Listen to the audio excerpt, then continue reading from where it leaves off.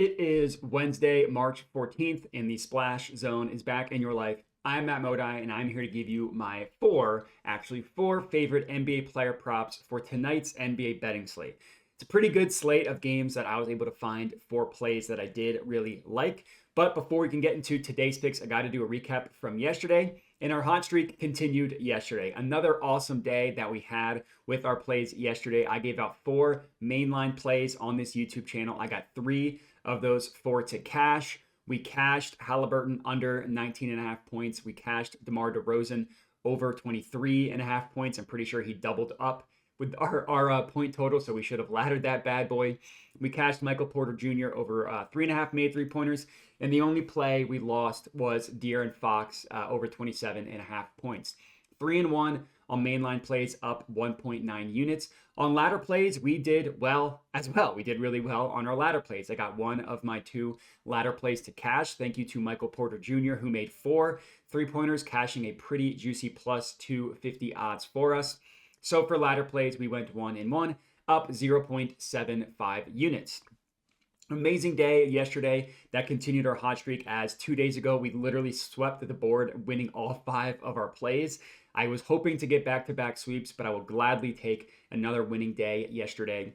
On the entire season, just continues the incredible run that we are having. Basically, this entire season, we're up 72.61 units on the year on our mainline plays. And then on ladder plays, which I just started tracking a couple weeks ago on February 24th, we're up 6.61 units on ladder plays. I wish I had started tracking them earlier, because the success on our ladder plays have been phenomenal. But I can only give you the data since I officially started tracking. But regardless, the season we're having is amazing. I would definitely recommend subscribing to my YouTube channel if you are not already. And then for this specific video, if you could comment, that would help me out a ton, especially the comment part. I love reading through all the comments and replying to as many as I can. So definitely get your comments in, whether it's roasting the plays that I have today, whether it's plays just saying that you love them, or whether it's plays that you like for today that I did not mention. All that stuff is very fun to put into the comments, but that is enough of that. You're only as good as your most recent bangers. So let's get into today's picks. Let's hope we can splash around and get wet. The first play that we are locking in here, this is in the Wizards versus Rockets game, and I'm taking Jaylen Green over 22 and a half points. This is offered at -119 odds at Caesars. So this was a play that I gave out overnight, both on my Duck Club and on Twitter. The odds were still reasonable, so I'm still riding with it this morning. And I'm also going to ladder him to both 25 and 30 plus points as well. I'm putting a half unit on 25 plus and a quarter unit on 30 plus. So definitely going to be pretty high, pretty indexed on Jaylen Green. And this one's going to feel gross. Admittedly, this one is not going to feel good. So I'm going to go ahead and call this play our Pepto play of the day. Green had his first game, or I guess not his first game. He's played 2 games so far without Şengün, but Şengün recently got hurt. Since that injury, the Rockets have played 1 game against the Spurs. Everybody was on Jaylen Green in that game, and he laid the dud of epic proportions. Just a gross game from Jaylen Green last time out. He went 5 of 16 from the field, scoring 16 points. 16 points on 16 shots is very much not good. But I love that type of volume. That just a bad shooting day, but I will gladly ride with that type of volume again. He's probably going to get up another 16 plus shots again tonight. And against the Wizards, he should have a much, much better game. The Wizards defense, they're just a travesty. One of the worst defenses in the NBA. They also play at a super fast pace, so they're a beautiful combination of bad and fast. Since the All-Star break, the Wizards are giving up the most points the most points specifically in the restricted area in the NBA by a pretty massive margin too. Like per game, they're allowing over 2 more field goals made than the next closest team, which would be the Indiana Pacers. And since the All-Star break, this doesn't include Şengün because he's going to be out for the rest of the regular season. With Şengün off the court, since the All-Star break, Jaylen Green takes and makes the most shots in the restricted area. He also scores the most points on the Rockets in transition, and the Wizards give up the 6th most points per game via transition. So not a ton, but look, if he gets 3, 4, 5 points in transition, that's just going to help our cause. Those little points just adds up over time. And when you look at isolate the data in which Şengün is off the court, so this was per RotoWire, you can just look when a player's off the court. Jaylen Green has the highest usage rate on the Rockets when Şengün is off the court. He scores about 5 more points per 36 minutes when Şengün is off the court, and he averages about 25.6 points per 36 minutes in those minutes as well. So 25.6 points per 36 sounds good, especially when you consider, granted, it's only been 2 games, but in the 2 games that Şengün has missed this year, he's playing actually over 37 minutes. So those per 36 numbers could be his actual numbers tonight. So if he scores 25 points, he'd cash our main play. He'd also cash one of our ladder plays. I hope that he can get us to 30. As I mentioned, he did miss this last game, but in the other game that Şengün missed this year, he cashed, scoring 26 points.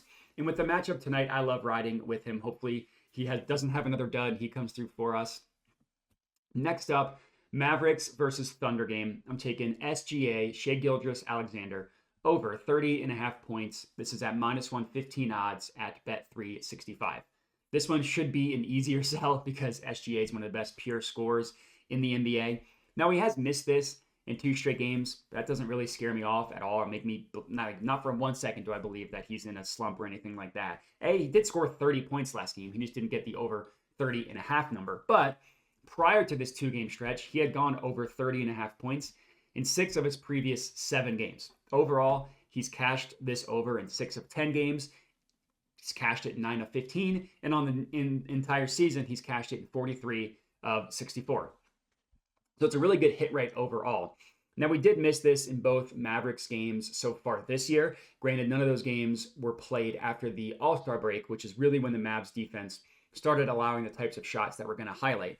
But he did cash it in all 3 games against the Mavericks last year, scoring 38, 42, and 33 points in those 3 games. So really, I'm not scared off by any of the recent trends that he's missed it in 2 straight or that he's missed it in both games against the Mavericks this year.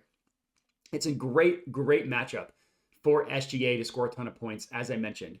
The Mavs defense, since the All-Star break, they just have not been able to guard pull-up jumpers, more specifically in the 2-point range, right? They don't give up a ton of pull-up 3-pointers. They also don't really allow guys to get to the rim a lot, but it's the pull-up mid-range that's been killing the Mavericks. I'm guessing the reasoning for this is because now that they have playable centers, they can play a more normal style of defense and just play drop coverage, which most teams like to do on pick and rolls. But when you do that, that just leaves space like SGA to pull up. And SGA, that's what he's really good at. Since the All-Star break, so from February 22nd on, the Mavericks are allowing the second most made pull-up field goals in the NBA. And specifically, they're allowing teams to pull up from 2-point range at the 5th highest rate in the NBA. So the percent of shots that come via pull-up in 2-point range, the Mavs are giving up, again, the 5th highest rate in the NBA since the All-Star break. Shai Gilgeous-Alexander, one of the best pull-up shooters in the NBA, but specifically one of the best pull-up 2-point shooters, 2-point jump shots in the NBA as well. He averages the 5th most points per game in the NBA, in the entire NBA. So obviously the most on the Thunder by far, the 5th most in the entire NBA via pull-up. And he's actually been even better recently. If you look at the data from February 22nd on, so the All-Star break, he is scoring the 3rd most points per game via the pull-up. Only Booker and Luka Doncic are scoring more via pull-up than SGA. He's got a great matchup. I think he should have a good game tonight. That's our second play. Third up, Suns versus Celtics game. Probably the best game of the night. Maybe Mavs Thunder is a good one too. Hopefully Luka does play. But regardless, third pick, Suns Celtics. I'm taking Jason Tatum over 3.5 made 3-pointers, -111 odds at FanDuel. I'm also going to ladder him to 5+ made as well, putting a half unit on that at +220 odds. So I mentioned in the previous segment, the Mavericks are giving up a lot of pull-ups, specifically from 2-point range. Well, the Suns are giving up a lot of pull-up jumpers, but they're giving up a lot from 3-point range specifically. So it's a little bit different. They're playing the drop coverage. They're just playing it a little bit higher, which means that guys aren't really waltzing into mid-range jumpers. Instead, they're waltzing into 3-point jumpers. Same time frame since the All-Star break, the Suns are allowing teams to pull up from 3-point range at the 3rd highest rate in the NBA. That basically meaning the 3rd most shots that they are attempting is specifically from the pull-up. They're allowing the 3rd most made on the 2nd most attempts. So top 3 in terms of shot diet, in terms of just raw made and raw attempted as well. Pull-up 3-pointers, that screams Jason Tatum, right? But on the Celtics, by far, not even close, both takes and makes the most pull-up 3s on the Celtics. And he's actually just among the best in the NBA overall. He's one of the best pull-up three-point shooters in the NBA. Since the All-Star break, he is making the 5th most pull-up three-pointers, and he's attempting the 6th most. That's a wide pool of players, and he's the sixth most attempts and the 5th most made. Another area in which the Suns defense has been a little bit weaker is allowing above the break three-pointers. Now, that does have a similar correlation to pull-up, but it can also be from catch and shoot as well. Above the break, it just means it's a three-pointer that's not on the corner. So basically the rest of the court that's also not in the backcourt, which would just be like a heave at the end of a shot clock. That's an above the break three-pointer. Most of those do come from pull-ups, but it's also possible on catch and shoot as well. And look at that same time frame. Since the All-Star break, the Suns are giving up the 6th most made above the break three-pointers, but on the 2nd most attempts. So they're allowing teams to attempt a lot, not necessarily they're making the 6th most, so still a lot, but that just shows more bad luck than anything. Above the break three-pointers is another area in which Jayson Tatum thrives. Since the All-Star break, he has made the 5th most above the break three-pointers. Again, he both takes and makes the most on the Celtics by far. The next closest guy isn't even close. And Tatum has been shooting pretty well recently also. He's cashed the over 3.5 made in 6 of his last 10 games. That does include a game last week in which these two teams played and he made 5 3-pointers. If he does that exact same thing again tonight, that would be amazing because it would cash both of our plays for Jayson Tatum. So let's cross our fingers and root for that.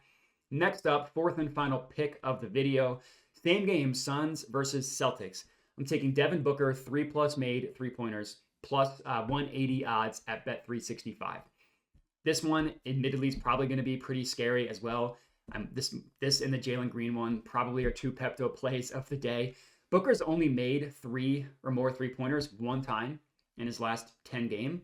Now, the one game he did that, he made an absurd 6 against the Rockets, so that surely does help his average. And yeah, there are games in which Devin Booker isn't attempting a ton of 3-pointers, but it's all about the matchup, right? If you can play a team like the Lakers or the Kings who give up a ton of mid-range pull-ups, he's going to take that. Now he's got a matchup against the Celtics, which is similar to the Rockets, similar to the Cavs. Both those teams, he put up a ton of 3-pointers, where they allow a lot of pull-up 3-pointers, right? The Celtics play a similar style defense as the Suns, where on pick and rolls, they play drop coverage. They just play it a little bit higher than normal. So instead of guys waltzing into mid-range jumpers, again, they just pull up from 3-point specifically. It's the same to shot profiles, right? Pull up 3-pointers and above the break 3-pointers as well. The Celtics are allowing the 3rd most made above the break 3-pointers on literally the most attempts. And then from pull up, they're allowing the 2nd highest frequency of shots be from pull up 3-pointers. So even in a higher frequency than the Suns, they're giving up the 4th most made on the 3rd most attempted pull up 3-pointers. Even with Devin Booker's recent shooting slump, this is looking at it from February 22nd to now. In that 10-game sample size, like I said, he's only made 3 one time. Even if you look at his recent slump, he's still taking and making the most of these shots for the Suns, right? Above the break is the only one where he's close. He's technically 2nd on the Suns and above the break 3-point attempts. He's literally behind Kevin Durant by 0.01 shots. So essentially they're tied. But so he's either the 2nd most officially or basically tied for taking the most above the break 3-pointers. But in terms of pull-up 3-pointers, it's not even close. He both takes and makes the most pull-up 3s on the Suns. Again, since the All-Star break, by far, he attempts about 4 pull-up 3-pointers per game. The next closest since the All-Star break is Kevin Durant, and he takes 1.9. So he's over double the next closest guy. Since the All-Star break, Devin Booker is making 1.7 of his 4 attempts. The next closest guy in terms of makes is Grayson Allen. He almost makes 3 times as much as the next closest guy.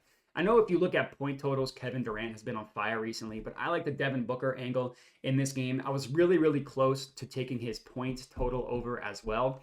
I still might do that, so I would say make sure to follow me on Twitter or sign up for the Dub Club where I'll give those plays out. But as of right now, we're officially riding with the 3-pointer, and that's all we got. 4 plays for you guys to lock in. Again, make sure to like, comment, subscribe, all that good stuff.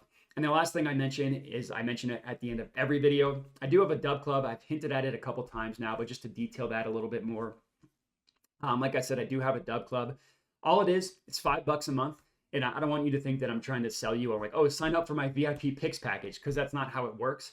Basically, the way it does work is every play you see me give out for free, either on YouTube or on Twitter, I also send out on Dub Club. If you're unfamiliar, Dub Club is just an app in which you can send out picks, and they get texted to you, so sent directly to your phone. The logic being, if you don't really care about the YouTube videos or you don't always have time to watch them, but you still want to tail, you can sign up for the Dub Club, $5 a month, get them texted to you. Or there are people that do, like, they like the picks that I give out. They do watch the YouTube videos, but they get frustrated because by the times they watch them, the odds change. So another way to combat that is I just came out with the Dub Club. So Dub Club, it's immediate. As soon as I decide on a play, you'll get it texted to you. Again, it's only $5 a month. But if you'd rather just get everything for free on YouTube and on Twitter, that's also totally fine. And that's all we got. Appreciate everybody for watching, and have a good one.